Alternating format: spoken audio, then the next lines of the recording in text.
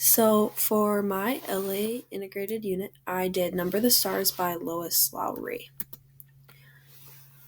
So, kind of the unit overview and purpose. I'm going to help students develop vocabulary through building a class word wall. We're going to review story elements such as character, plot, and kind of talk about how those are important in texts and how the characters and the setting and things like that have a big part in the text and how it makes it. I'm going to show and put into place journal expectations for this specific unit and then identify themes that relate to our lives around us. So, finding themes in this book and how we can relate them to ourselves. So, the unit setup, the book and author is Number the Stars by Lois Lowry. Some themes that I found were bravery, family and friendship, courage, and resilience. The grade level would be 6th to 8th grade. I did it for 6th, and then the time would take about 2 to 3 weeks. For intertextuality, my main reading, of course, was Number the Stars by Lois Lowry, and then I had two complementary texts, one article called Learning About the Holocaust by Michael A. Signal, and then another article called Do What You Can by Carolyn Sherwin Bailey, which will be used before and after. So for my vocab instruction, the class will make a word wall with this unit. So I have tier 1, 2, and 3 words. These words would start on the word wall without the definition, and then as we find them in the book, before we read the chapters that they're in, we'll talk about them, do definitions, and learn the words that way. So when a new vocab comes up in the novel, we'll add it to our word wall with its definitions. These won't be the only words that are on the wall, but if the students read words that they think would be important, I would like them to add that to our word wall discussions that we have every day during language arts, and then we'll find definitions and learn more about them that way. So, like I said, other vocab words students wish to add can be put up on the wall as well. For pre-reading, before reading Number the Stars as a class, we're going to read the article Learning About the Holocaust by Michael A. Signal.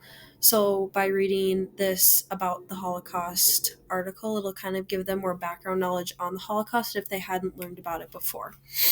So before reading this article specifically, we will also talk about some of the vocab that can be found in the text and put it on the word wall. So some examples that I found of vocab were inferior, dire, persecuted, and liberate. So those would be added to the word wall before we start this reading. After we finish this reading, we'll kind of as a class have a discussion on what is prejudice and how is it present during the Holocaust. So prejudice might also be a vocab word that we put on the word wall. After we have our discussion, students will then complete their first journal entry for the unit, and they will reply to this prompt. So in the text, the author discusses how Jews were targeted during the Holocaust. How was this an example of prejudice, and how did this prejudice lead to the persecution of Jews? How do you think discussing this example of prejudice from the past can help us today in the future? So they will respond with a journal entry to this prompt. Then we have during reading.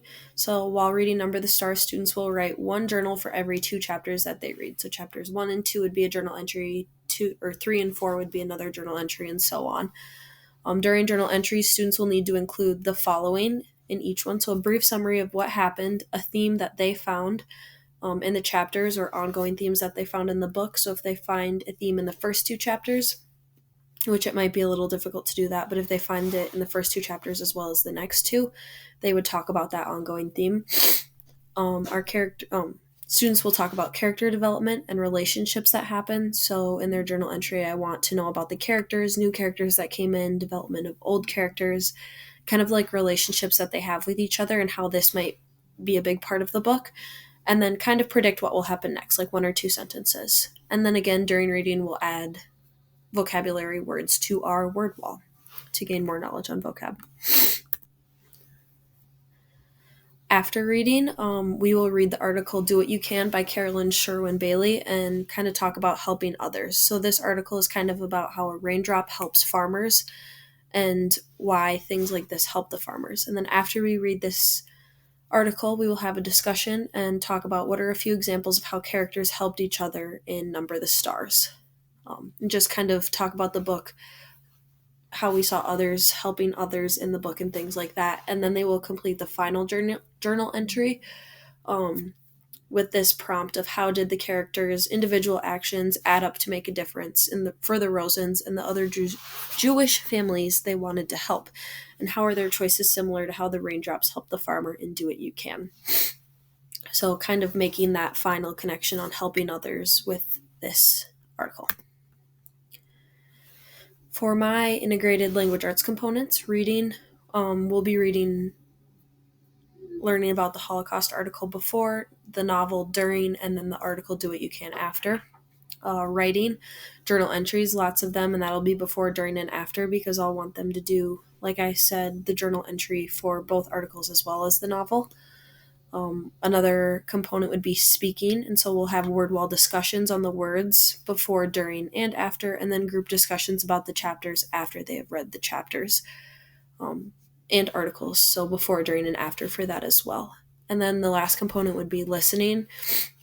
So they would be like participating and responding to discussions. Having that discussion, you need to listen in order to speak, and everyone needs to participate during those discussions.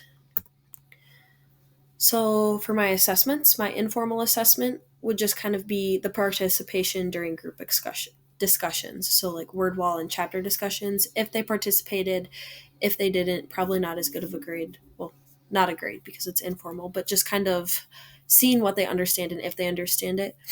And then for a formal assessment, it will be a completion and thought that was put into journal entries. So if there's very little thought put into those journal entries, not a lot of connections being made, not a lot understood, not as good of a grade as if there was more in that journal entry and more thought and connection put into it.